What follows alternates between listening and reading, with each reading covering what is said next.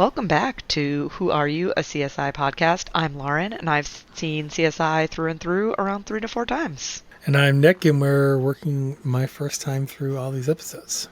Yes, and today we are reviewing Season 1, Episode 5, Friends and Lovers, originally aired November 3rd, 2000. Director is Lou Antonio. Writers are Anthony E. Zeiker, Andrew Lipsitz, and Eli Talbert. And my first notes were the Vegas Strip and the desert were our cutting scenes. Yes. We had both. I was very close to going back and starting to create like a Vegas score sheet. But I think I'm gonna wait to get to like episode 10, so I have like a good sample size. Mm-hmm. Then I'm gonna go back. I'm gonna rank them all, and I'm gonna use that to set my baseline score. Okay. Or like what's a lot of Vegas intro and what's a little Vegas intro. What's a little? So this seemed to be like half and half. Yeah, I don't know if this will continue in future seasons, but for now I have strong opinions that these Vegas intros are sticking around. We shall see. We quickly move on to I put Naked Kid. I'm sure the first time I watched this, he was probably around my age, but now watching it in my like late 30s, I'm like, this is a child running through the desert naked, because he's only in his late teens, early 20s. So technically a naked adult running through the desert, and obviously terrified, looking over their shoulder. And we move on to Warwick and Grissom at the scene, where we're very much led to believe that this was the person just running through the desert naked. Yeah, and I have a funny note here. If you remember, I don't know if it was the first episode or the second episode, there's a scene with Grissom, and he's looking at a body, and he identifies the age by the stage of the maggots that are growing on it. First episode. He's like larva, pupa, stage 3 or whatever. Yep. This guy's been dead for 3 days, and he looks at it and he just goes, maggots. And I go, wait, Grissom, what stage are you at? How old is this body? You know this. I know you know this because you've already used it once. Don't worry. These maggots have more to say later on in the episode. They do play a fairly crucial role in this episode. So they find Maggot. They question, was he being chased? They can't really seem to figure that out from the footprints. But it does appear that he was looking over his shoulder. I have a lot of feelings about this scene that I don't know if we should dump into now, but okay. It's when I rewatched it and I know how the episode ends, I was like, wait, what? I feel like this doesn't make sense. It's very, as the person who is trying to make predictions, I just want to say there should be a lot more very obvious evidence that they gloss over. I forget, there's like a one throwaway line I think they worked in there at the end, and my guess is like, oh yeah, like, oh well, it's hard. There's something he says, well, it's hard to tell, like, were there other people here or something? Oh, it's hard to tell, even though they show these like super well defined footprints for this guy who just died. And like this one's turned out and this one's straight, and then when you get to the end of the episode and they sort of show you the final reenactment, I'm like, wait, well, I didn't think it at that time, but then when I rewatched it like 2 days later, I was like, wait, where's all that evidence? Nowhere to be found. Nowhere to be found. And Grissom states that fear is the cause of death, which seems very non-Grissom-y to say. Mr. Science, Mr. Follow the Evidence, all of a sudden is like, fear killed him. They bring that back up again later, which is Yes, funny. they do. We go to our intro credits, and then we pop on over to Grissom in like a lab/office. He is seemingly trying to do some sort of experiment or investigate something. He gets a phone call. He gets very aggravated at the phone call. Then the team walks in. They need their assignments. And I do enjoy that Catherine basically had to step up and be the boss in this scene and tell Grissom, ignore the phone, give us our assignments, like, we have work to do, let's get on with it. So they do a little walk and talk in the hallway. Grissom gives out the assignments. So Catherine is to take Nick over to a school. Sarah's going to go investigate a body found in a dumpster, and then he and Warwick are obviously on the desert case. Yep. Which leads us into Warwick and Grissom in the morgue. Yes. And they're talking about how the elements, can eat away at the evidence when the body is found in the desert, and the coroner mentions that the kid is dry as a bone, but not from exposure. Yeah, they have this thing where it was actually hard to follow at first, but then because like Grissom has this weird, mysterious rhyme that he then pulls out of his butt as well. Oh, But that the happens a little later. implication, yeah, the Yeah. implication is that like this kid was dehydrated or dried out in some way prior to dying, and Yes. then I'm sure you can't say that there would be no effect from hours Exposure. in the sun, but Right. because remember it's the graveyard shift, so this is at least almost 24 hours, or 12 hours after dawn, Right. right? And Hmm. so, but that's the timing was weird. They have this weird thing where there's like some dead bodies they know about, but no one's been sent out yet. But Warwick and Grissom have Grissom. already seen a body. I just chalk that up to like you got to sort of set the pace for the show. Yes. Yeah. Don't It's don't dive yeah, yeah. don't dive too deep into But it. but there are a few things in this episode where they do start to sort of address some stuff, but it's always kind of like, wait, what's going on? I'm like enamored by like the behind the scene, like in world behind the scenes of like You're like, I want what's to know going how on this with the works. department, who's in charge, is Grissom still and so they have a little bit of that. I think the scene with Grissom where he's doing stuff, they talk about like the calls and it's all he's getting overwhelmed by the Yes, that administrative was the scene right duties. before, is that he's getting very overwhelmed by the like politics and the paperwork that comes It's along like with the it's like job. just let me solve a crime or something, right? Right. And so like it's good that they brought that up because like as a new watcher of this series, I was like, what? I don't really understand what happened with that. They didn't really address it, so that's good. Yeah, but so they're in the morgue, Hmm. and well, I'll let you go because I'm not entirely sure, but there's something that is a conversation that happens in the morgue that I have a pretty big comment on. Okay, so I'm not sure if there's quite a few scenes in the morgue, so I don't know if it's this scene or it's going to be a later one. But Grissom advises Warwick to tox the maggots because they are fridges essentially. So they feasted on the body and they're storing what was in the body inside their little bodies. And so the best way to find out if the victim had, consumed something would be to tox the maggots. So Yeah, yeah. So I think he uses the term Benihana, which is I think the California term for like what's that Japanese flat top grill? What do you? oh, I totally missed this. So I must have Yeah, like just heard it and just it's like not a even recognized it yeah. and So just let it it's like fly over my chop. head.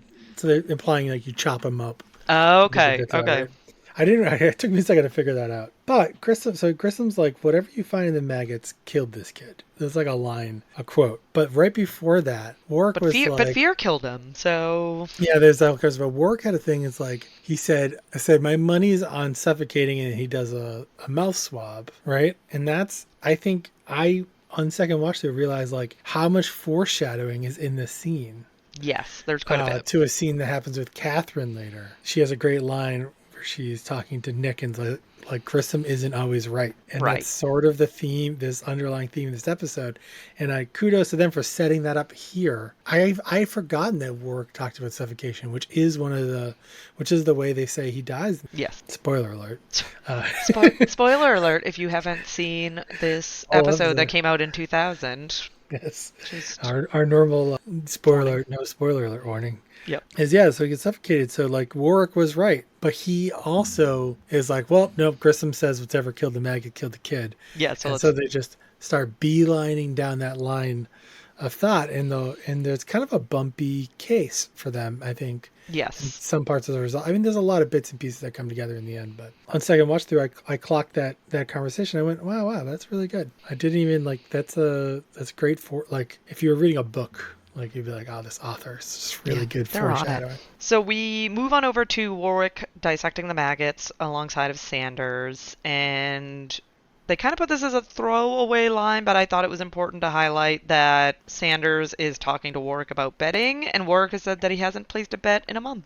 Yeah, And I, they just I kind of like slide it in there and then move past it. But I wanna highlight this for reasons. oh, Not in this also episode, but Grissom is in the room during this conversation, which I don't think I knew right away the first time watching oh, I it. don't think I noticed that. Yeah, it's a continuing. Grissom is in the room, and it has like a little bit of like conversation here or there. I mean, Grissom certainly knows that. Grissom knows all the details, probably more than Sanders does. But it was kind of like it was a great way to say, like, here's Warwick still allegedly on the wagon, right? Yes, yes. Because he said, like, oh, I still get the itch. That was, I think, the thing that was important. Is so Warwick says, like, he still has the itch to bet to gamble, and so, but his boss is also in the room. Yeah. Yep. So another CSI effect that they immediately get the results from toxing Oh, the oh maggot. yeah. Immediate. Like they dissect the 15 maggot and then seconds. it's like boop and it comes right out of Jimson weed, which I Yep. put as ginseng weed at first, and then I I, later on in the episode I was like, oh no, they're not saying ginseng. Like I was like, I, okay, no, I I had totally heard that wrong. I had no idea what they were talking about there, I and have captions on, which is probably the only reason I finally figured it out, is that I always watch everything with captions on. it's good. That's a good idea. Captions is the way to go. We Yeah, there was like this is so fast.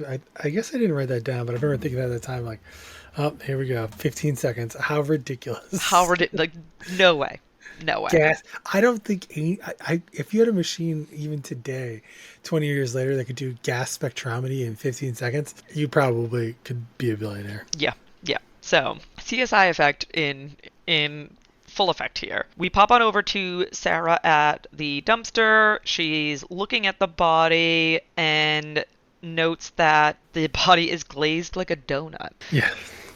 which comes back later. It's important. And we go to Sarah, and I don't know if I think they introduce him later again because I've seen this series so many times. I know who this is. This is David. He is the coroner's assistant. Oh, is he around a lot? Uh, Yes, he is. He also, because I'm not one to hog all the spotlight, if anyone's looking for an additional CSI podcast, the gentleman who plays David is the co-host of a CSI podcast called CS I Love You podcast, or CS I Love podcast. I think it's CS I Love You podcast. okay. And it's fun. It's a really fun podcast. So if you're looking for more CSI content, go check out the actor who plays David. He's the co-host of it. He Does co-hosted it with somebody else who will eventually show up on the show, who's not in the show right now. does he get aggressive in the podcast? No, no, he does not. No, He he comes across as a doesn't very nice gentleman. doesn't lose the glasses and the lab coat. No, well, I mean, I will say that I've only listened to the podcast, so if they have a YouTube component that shows them talking, I have not seen what he looks like Yeah. since the show ended. So maybe he I'm just has, and I'm just referring not aware. referring to Sarah's line here when she's like, "Are you hitting on me, dude? Yes. If you want to score some chicks, here's some advice. And Get aggressive." it's all terrible advice. It's all I was awful, terrible advice. It's all change so yourself cringe. to get a partner instead of like, hey, find someone who's interested in you for you, and that you don't have to entirely change yourself to make them happy. Yeah, becoming more predatory is not the appropriate way to find No, a no. match. That's Who Are You? A CSI podcast does not condone aggressive Yeah, pursuing. no matter your identity and your interest identity, Yes, agreed. it's not good advice. No, it is not good advice. So they realize that the woman has a certain substance on her, like biotone arterial, I think is what I jotted down, and this lets them know that she was embalmed. Yeah, she died, and then they run Yeah, the they found out her fingerprints. funeral was last week, and her name is Stephanie Reyes. Again, a CSI effect. You magically, within like 5 seconds of bringing the body into the morgue, you know exactly who she is. But it's Stephanie Reyes. Her funeral was last week, so further investigation will be required. Maybe in like 10 more years, police officers will just be able to use their cell phone, take a picture of some dude's hand, and like chat GPT fingerprint edition will just like tell We'll them just who it immediately is. know it. But like today, but that's still, yeah, they were just like, oh yeah, we have her finger hand, so then we instantly know who Yeah. this person is. CSI effect. We move to Catherine at the school. Nick is already there. We learn that the victim is the dean, Vernon Woods. There's a lot of blood spatter. We're introduced to Kate Armstrong, who is the founder of the school. She gives her account of what happens, which is that the victim was being handsy and attacked her. She grabbed the closest thing she could, only hit him once. Yeah, she claims to have a very foggy memory. Not that Yes. that's going to help her at all later, but and she's like, oh, he's like, if that's what you say, and I thought that would be more relevant, but she never really plays up that defense. No. later on. No. You do see, like, it's all kind of like happening at once, but you do see like the body Yes. in the scene. Hmm. And after you've watched the episode and the second time through, again, I was like, wait, what? Because like it's not actually staged the way that you would expect the scene to be staged. So maybe not enough coordination between the props department and the writers It's on this possible. episode. But I'll save that. But remember that this fact for later is that you can actually see him lying on the ground, and you see blood splatter all over the room. All over the place. Yep. Catherine lets Kate know that she definitely hit him more than once. And later on, when Nick and Catherine are talking, Catherine says that Kate is heavy on the BS. But Catherine seems amped. She thinks that they drew the best case. She's looking forward to this and tells Nick to string it, which we learn pretty soon afterwards what that means. But that's a little montage for a little bit later. We have Jim Brass talking to Bobby, who is our Spot the guest star Yes, of the week. this is a very big spot to guest star. Very big. I think this is definitely. I would say this is our biggest Spot the guest star to date. I will say that I spent way too long in this episode being like, "Oh my god, who is that? Like, yeah, how do I know why him? is this person so familiar?" And there was like one scene later where his hair is different a little and the lighting is better, and I'm like, "Oh my god, is that?"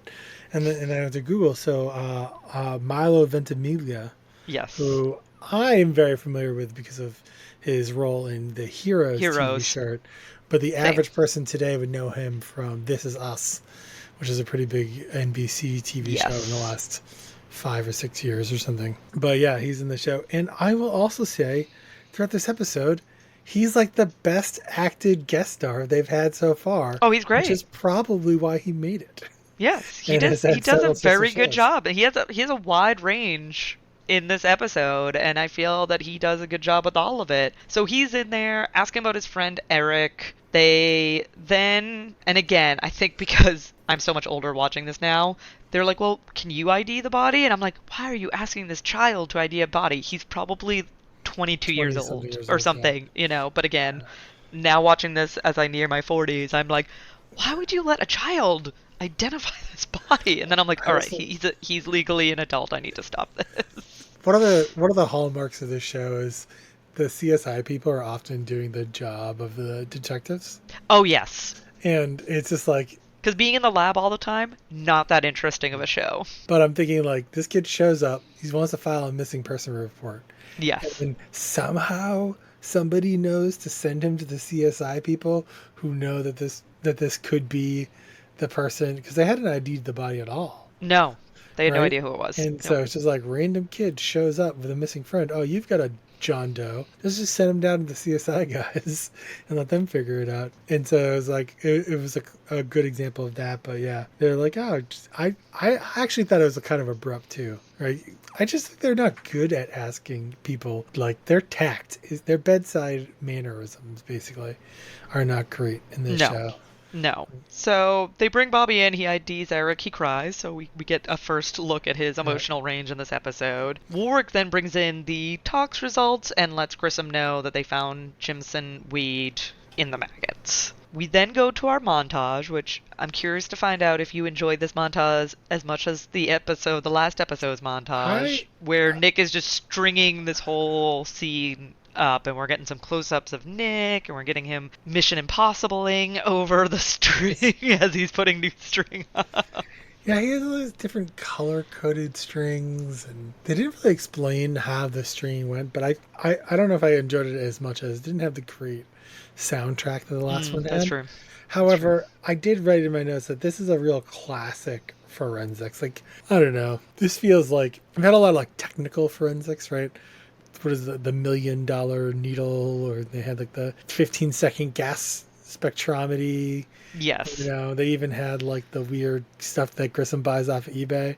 But this is like everybody's seen this, and like an older show or something, right? Blood spatter, strings, figure out the source. I thought it was great. A great time to bring it in. You did a good job. And actually, does this show predate Dexter? Yes, I think it does. I believe this episode, because it's really the first season, so I think it does. I believe it does. But So Catherine comes in. They're talking about the insights that they gathered from the stringing. They realize the majority of the blows were actually when the victim was on the ground, and they also note that there is a void on the back wall, meaning that somebody else was in the room. let's try to. Ba, ba. I do not believe this void existed in the earlier scene. It may have, though. That's not the. It may. the I really did not. big I one. did not pay attention enough to Yeah. actually notice I- that, so I can't. No, I I can't didn't. comment. I didn't write down that it did. They didn't. But one of the other things I was thinking about was like they didn't like spend a lot of time with the body there to like look around the room. But like if there was a big void on this wall, right? Mm-hmm. When they were in here before, and they had suspects in here before, why didn't they talk to them about it at that point? It was really obvious, like in the Because scene. that's not fun for dramatic effect. Yeah. Okay. It's not That's fun fine. for dramatic effect. You're trying The to get other- way too technical here. The other one is the later on we get to the dean's shirt and Yes. the image of the shirt that they show when he's lying on the scene. That is not the same shirt they show later.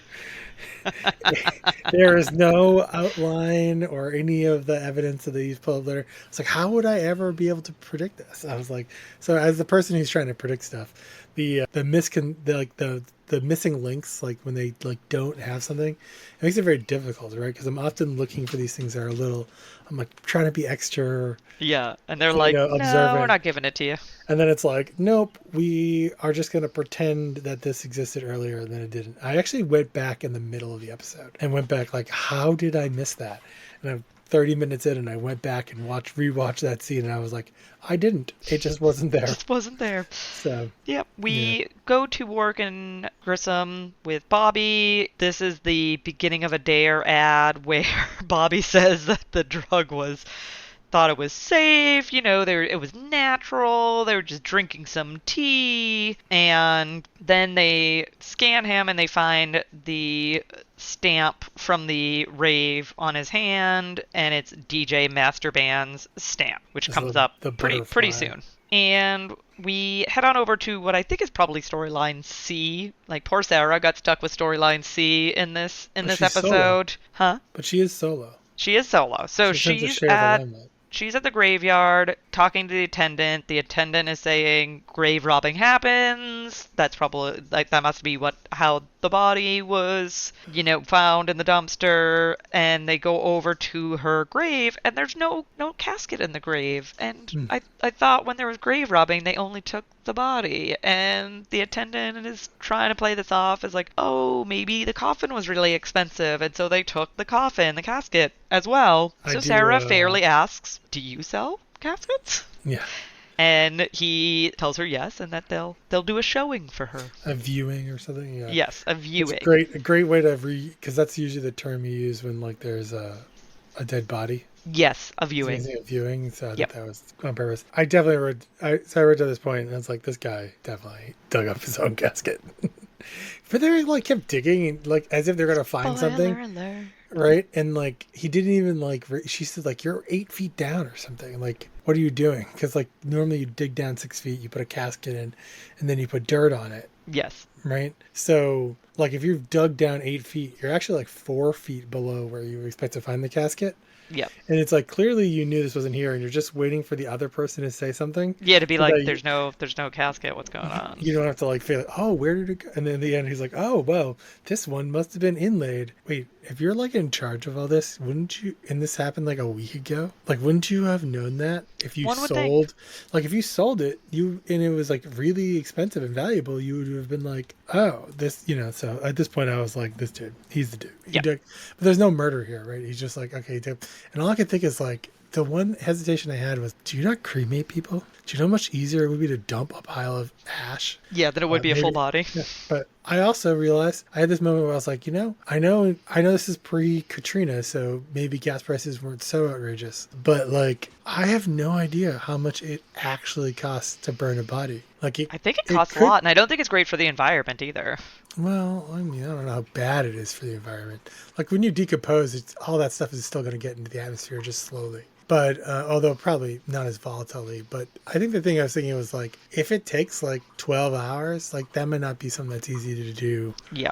quietly, and I was like, I actually have no idea how long it takes, or how much heat it takes, and so I was like, oh, maybe it's a lot more involved than I Feel free think. to hit us So up on social media and let us know if you know the answer to yeah, this question. but We yeah, oh so that's my first. That's realistically my first prediction is yeah yeah yeah. I just wrote funeral home digging up caskets?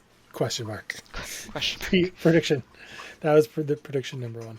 We moved to Grissom's office. Warwick comes in with the mouth swab results from his initial. I think maybe suffocation is playing Yep. into this, and Oh yeah. so he comes in and says, they found some standard stuff, but then they also found like traces of aluminum, and like that Yeah. was strange. Yeah. Traces of aluminum, and then they're like, let's pull a list of products containing aluminum, Yes. because Dun, dun, dun. that's a short list. Have you ever drank a soda can? Have you? I think there was other ingredients that I'm not remembering that came back in the Yeah. results that also played into this. I was also But thinking aluminum like was the only one I remembered. I was also thinking like powdered aluminum is a much different thing than like Yeah, then because your aluminum can isn't turning to dust. I That hope not. stuff that will last. I mean, The bond I is drink out strong. of bottles for the most part, but Yeah, I like a good beer in a can but anyone here and again. potentially anyone working in a fabrication shop also. But yeah, maybe they had other things. They use this to identify something later on. Yes, they do.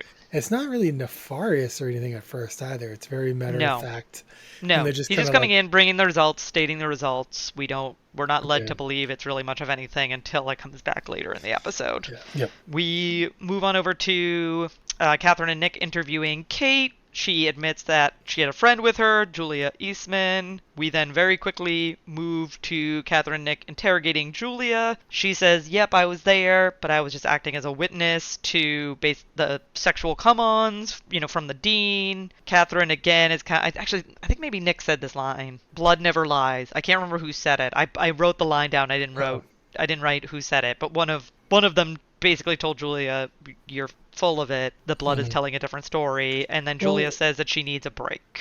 there was like the hole in the wall, right? Which was her, Yes.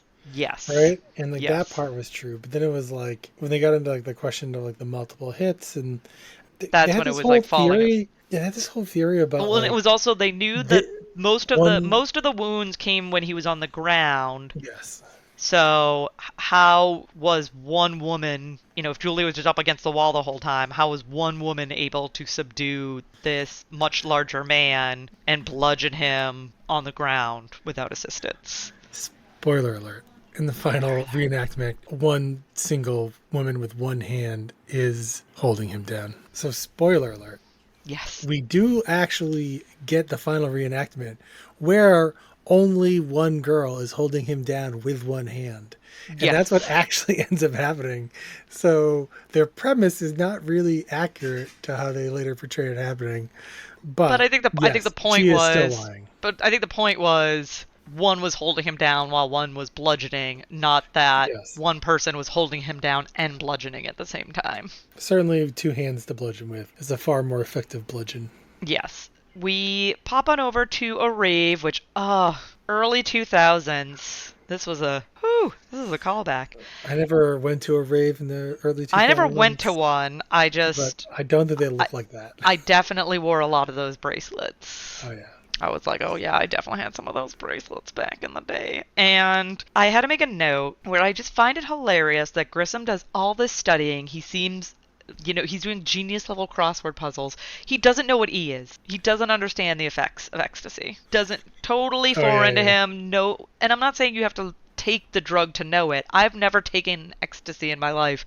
I know the effects of ecstasy on other people. Yeah, well, he's stand-in for the audience. He is. And So comic relief, right? Because yes, it is such good chuckle worthy. Grissom could not care less that a cute young girl is like telling him that they love it. He's like, Yes. And he's like, please get out of my what? way. Yeah, What he's are like, I'm trying to do a job here, ma'am, please. Don't, hashtag don't talk to me.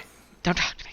So Bobby spots the dealer. They kind of rush over because Bobby immediately starts attacking Yeah, him. he's like ready to like charge in.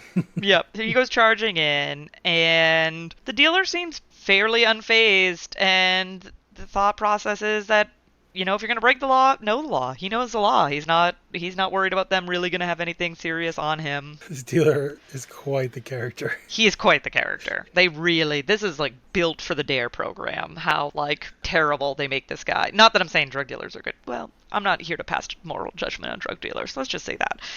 And so we go to Grissom investigating the dealer's car. He finds what we are led to believe are Jimson seeds. I keep wanting to pronounce that wrong. Jimson seeds. And Grissom tells Mr. Drug Dealer that they're gonna get him for murder. Yeah, so They're gonna get you for he's murder like, again. He gets really Mr. Follow the Evidence is really, real really hardcore. jumping ahead.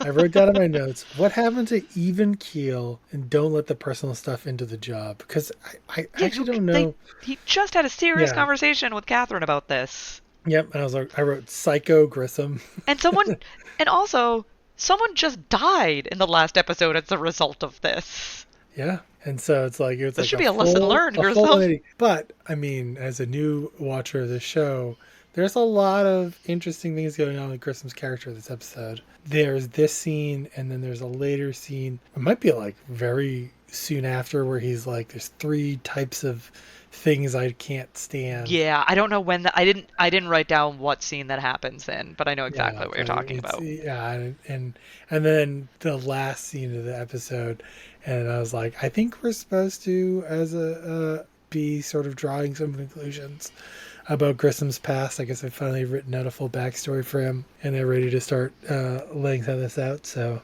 I imagine that there are some things that you probably know, Lauren, and people who are fans of the show know that I don't know yet. So hopefully you guys are all sitting at home giddy, being like, "Oh, wait till he finds out." Just wait until he sees. Which I do encourage.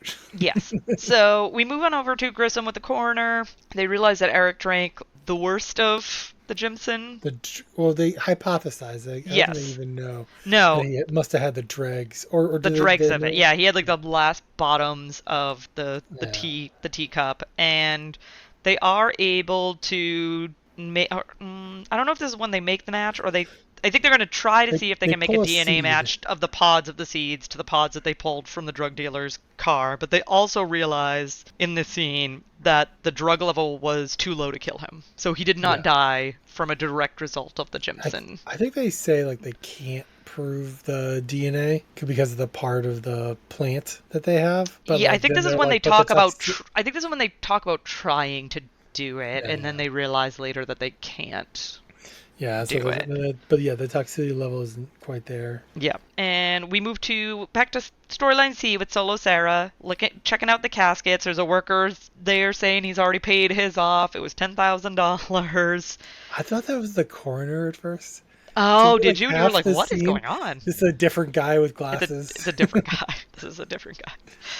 And so Sarah, is saying, well, if you buy one, it's yours, right? And the worker's kind of giving her a side eye, and obviously it's a one use one time use sort of purchase. And Sarah she's looking in one of the caskets, she gets a lint roller, and then she pulls it up and she's like, then what are all these people doing in there? So I do people viewing the casket, Sarah. Like if my hair falls out of my head, like if I look over a casket, my hair can very easily fall out of my head.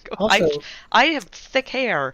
I shed a lot of hair on a day-to-day basis. Also, I'm definitely the kind of person I would want to lay down in the casket if I was buying one. Ooh, good question. And if you have would I want to lie down in the casket? Like if you were gonna sell like floor model, like this guy who's in the scene bought one already. Right. You don't think he tried it out? Yeah. You know what I mean? It's like, so if there's a floor model, I think that there is a line of evidence that you can prove and you can get to the point to know that, but they kind of cut that corner. Yeah. Right? This is they really have a small budget for this storyline. There's only a handful of scenes. Again, this is why I'm saying storyline C for sure. Yeah, 100%. I'm in agreement. So yeah, I was just kind of like, that's a great intuitive jump, but that is by no stretch of the means solved evidence. No, No. We head back to main case, storyline A, Hmm. with Grissom and Warwick in the hallway. They have this long conversation about how evidence can be a double-edged sword, but evidence only knows the truth. Grissom tells this whole big spider story in which long and short of it is that bad things happen when one life tries to impose itself on Oh another. yes. And we can't impose ourselves on the evidence, we just have to follow the evidence, which it's okay, Grissom, but you're the one who hasn't been following the evidence most of this case. Like, I'm glad Yeah. that we've arrived at this conclusion together, but you are kind of the one that hasn't been there. Even And then the killed. dealer dances out. The Oh yeah. dealer does a little victory dance Little out of the. double thumbs to the back. Yep. To his name, Ethan. Ethan. So Ethan Um, heads out, and we move to Catherine and Nick discussing what they know about the case, and then they realize that the one thing that they're missing is the blood on Julia's clothes, but conveniently enough, she burned them. She burned the clothes because the blood couldn't get the blood out of them. So, poor and then Lady they Macbeth. realize, well, there's plenty of blood on Mr. Wood's shirt, so let's go take a look see at that piece of evidence, which for some reason we were ignoring And before. we probably have like 35 photos of because we take photos of bodies at crime Yep, scenes. yep, But we're gonna break it out and yep, draw on the evidence back. yep, yep. And we move to Grissom talking to Bobby, letting him know that the Jimson tea is not what killed Eric. And then Bobby talks about a quote unquote spider bite on his arm, which Grissom tells him this bite is not from an insect. Yeah. Dun, So dun, dun. also really interesting. I didn't clock this the first time through, but when they very first scene with Bobby, when he's talking to them, he is actually scratching his arm. Yes, and there's a And scene after they pull him off of the drug dealer at the rave. Grissom like grabs him, like not in an aggressive manner, but Grissom like grabs him to move him out, and he goes ooh because Grissom his grabs arm. him like on the arm, and he's like ooh, and he Yeah. kind of makes like a noise. So they do kind of reference this earlier on that That's this was that's this an was actor. something that was going to come up. That's an actor who has read his script and then he's He's on putting it. all these things in here Good going, because Milo. that's what his character would do. Best I spot didn't. the guest star to date. I did make two predictions at this point because Okay. I felt like I really wasn't sure where storyline A and B were going, and we were getting kind of late. I was like, I need to make predictions at some point. So unfortunately, storyline A, I just wrote that I think the kids just got really high and Bobby killed his friend and doesn't remember, which is not wrong, It's but not wrong. it has none of the specifics of what actually happens. I mean, we're It not here it's to grade your guesses. The guess is correct. And for the storyline B, I just said the dean is creepy, so they planned like a killing of him and staged it to be like I had to fight back because they didn't want to upset the donors because she made a big deal about how Yeah, the he's a donors great all fundraiser. all like this guy and it never comes up again. And so that really was a little less than accurate. And there's a whole involvement with the two ladies that have Yes. that I don't even think I'd figured it out yet. There was like one moment where I was raising an eyebrow, but it wasn't really clear.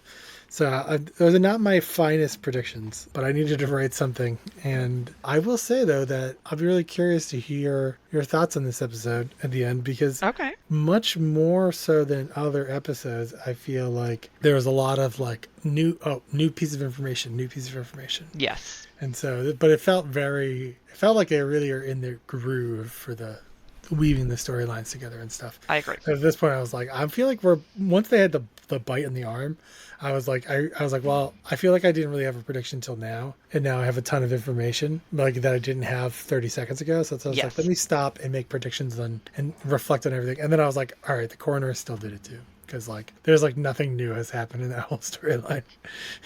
It's just slowly revealing that the coroner they're just constantly going back to yes, the coroner is digging up and reselling caskets. So, Yeah. So we go to Grissom talking to the coroner about the bite. He's kind of having an existential crisis here because he doesn't like where the evidence is leading him. He thinks the bite might be human. Warwick comes in, and crazy enough, the substance that they found in Eric's mouth was from fireworks, and Bobby works at a firework company. Oh Womp, yeah, womp, yeah. womp. So this is when Grissom orders a mold of Eric's teeth and an impression of the bite mark on Bobby's arm. Yeah, I was still thinking that they like got in a fight. I should have remembered at that point the suffocation comment from Warwick earlier, Yeah, earlier.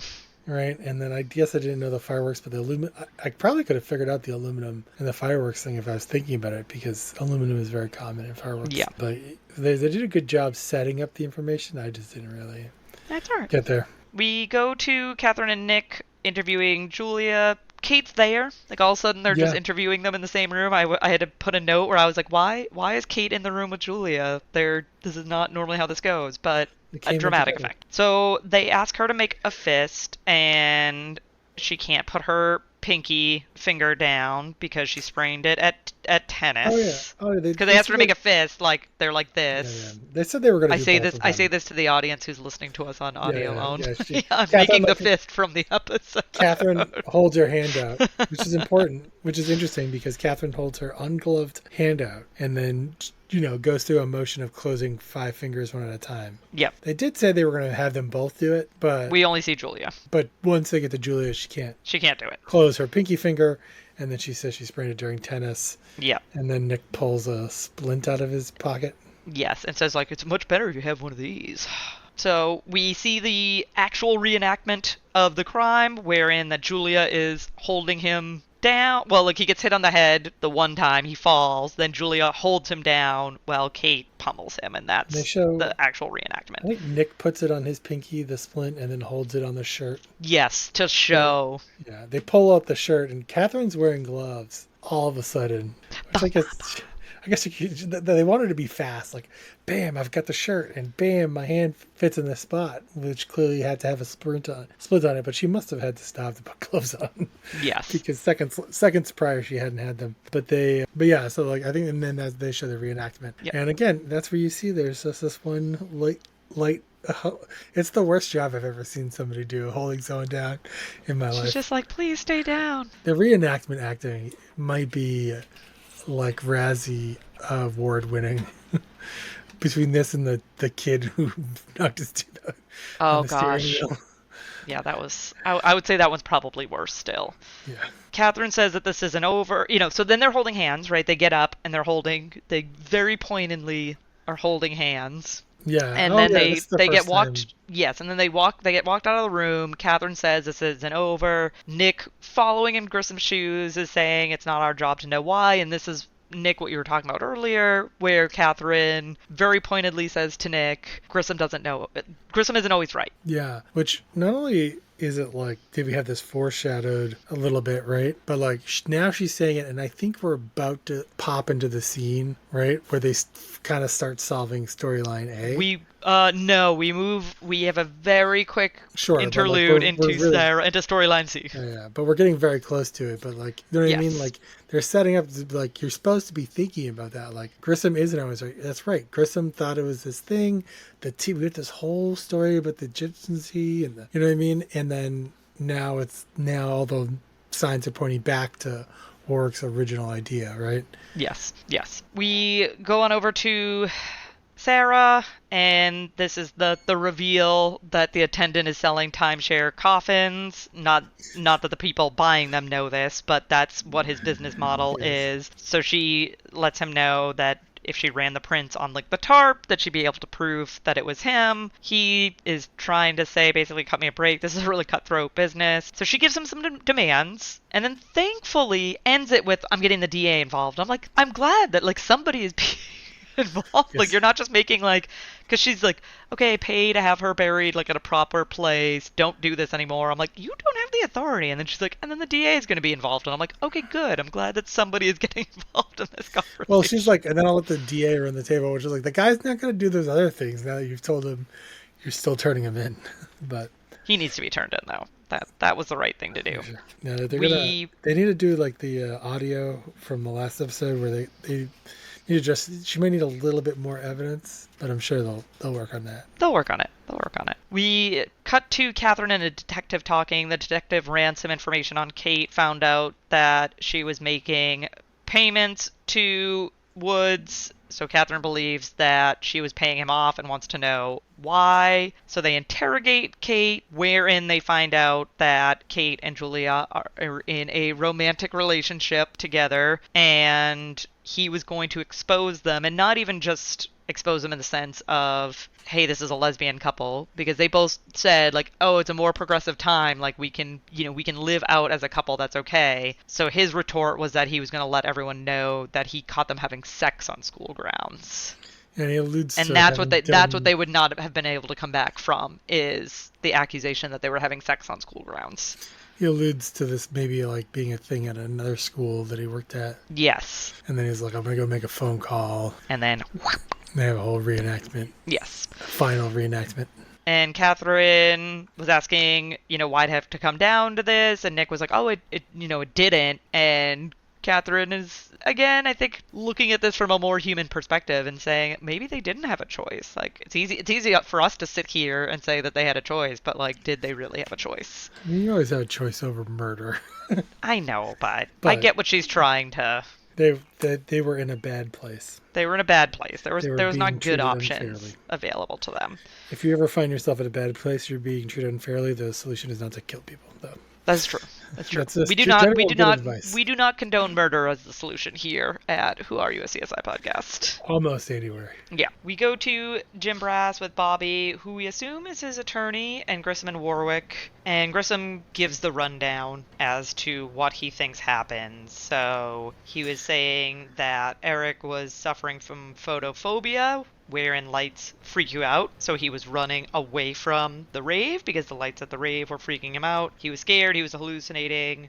The Jimson weed was also raising his body temperature, so he was boiling. That's why he stripped down and was running through the desert naked. And he explains that he thinks that Bobby was suffering from auditory hallucinations, which is also a side effect of the Jimson weed. And so he, in his attempt to muffle Eric and stop the sound, he killed him. Yeah. And they talk about how the traces of aluminum in Eric's mouth matches the fireworks from Bobby's workplace, and then Grissom shows him the mold of Eric's teeth perfectly fitting into the bite that he took of the impression on Bobby's arm.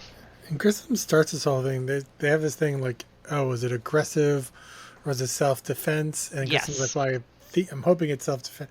And then he just like takes off with this like, oh, your friend, he must have been suffering this side effect, and you must have been suffering this side effect. And then this one thing must have happened, which is like a lot of jumps and leaps. Yes. I think the lawyer pipes up at one point and says like, we'll be pleading diminished capacity, but I was like, I would be negotiating for a plea deal at this point because first off, he doesn't even know. He has zero recall. But also, it would be very difficult to convince a bunch of random people on a jury that everything that Grissom said happened. Yeah, exactly the way he said it happened. Yeah, when they're like, apparently there weren't even another set of footprints at the scene, because to flash back to the first scene, they didn't find any. They couldn't identify anyone else. And so they can't even, those guys could have had a fight at any point during the night. Yes. Nobody remembers, there were no eyewitnesses.